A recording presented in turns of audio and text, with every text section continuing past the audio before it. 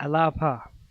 We are here with Greg McAllister to talk about the importance of drumming and the arts in the community building and in the Baha'i community.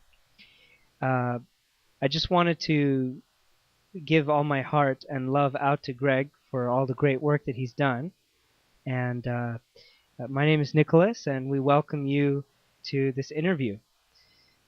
Greg, you want to say a few words about yourself just so we familiarize everyone with what you've done and what you're doing? Yeah, I've been involved in the arts most of my life.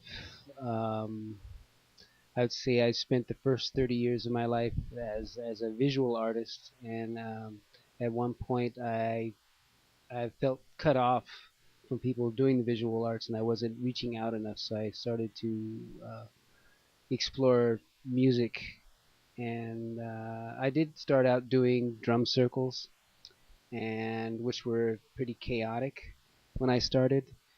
And I remember going to my first one, and I had a real loud drum.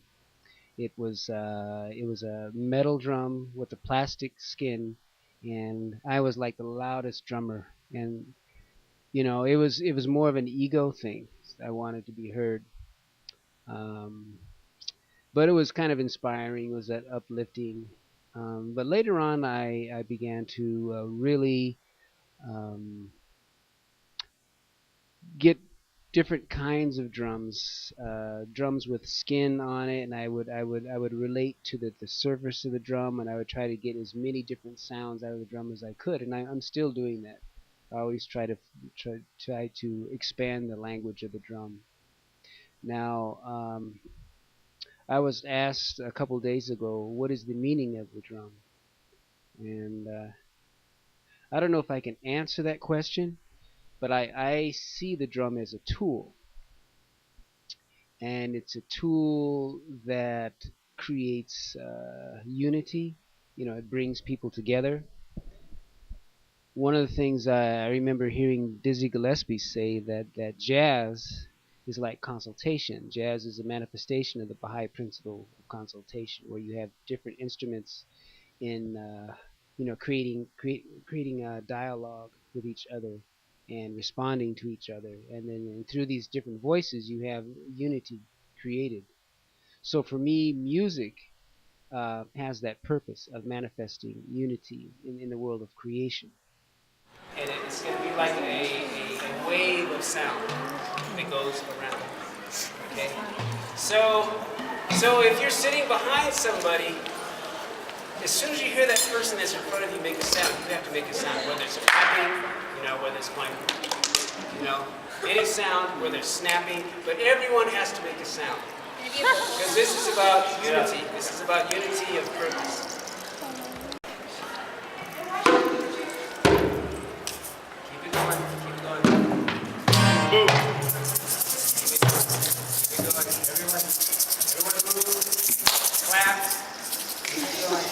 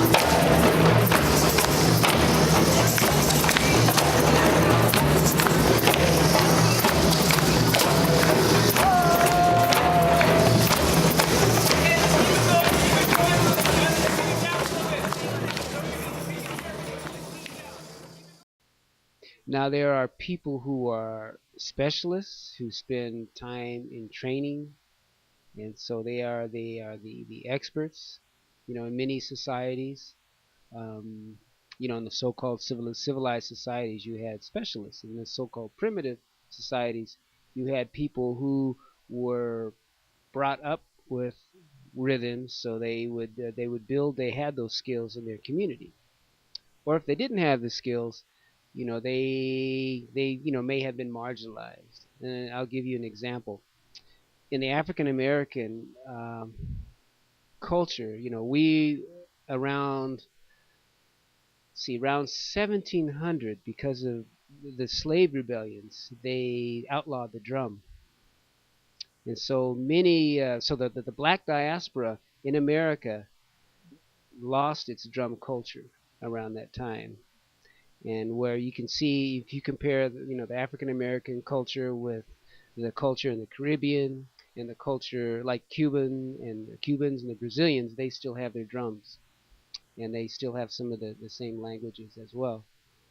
But that said, um, the African Americans had to replace the drum with their rhythms, keeping time with their hands. And so in the churches, you had people clapping on time.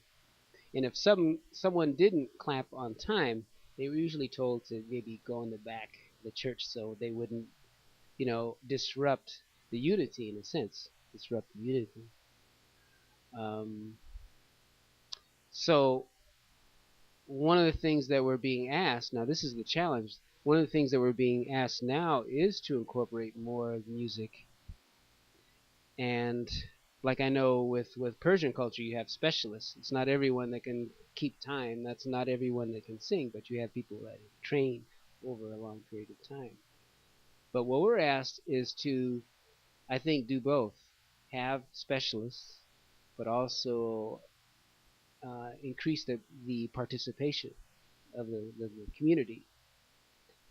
So what I've been trying to do with these drum circles here is to make sure that everyone is being heard. I mean, that's my own goal in this process, is to even the most shy person, if they can just if they can contribute to the consultation of sound, then we have unity.